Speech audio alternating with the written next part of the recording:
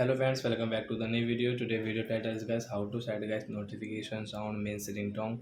Guys you want to set guys your notification ringtone, so guys you can set. And guys now let's see how to set notification ringtone in a Xiaomi phone. In this video guys I am going to show you friends.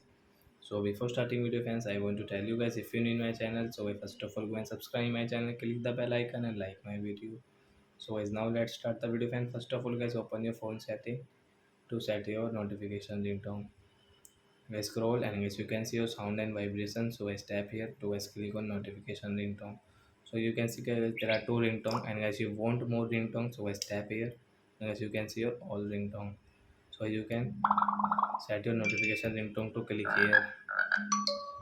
So guys I like this frog one, so I will tap here and guys again tap. So guys this frog ringtone will means guys notification sound will set, and guys you can see your notification sound from here guys.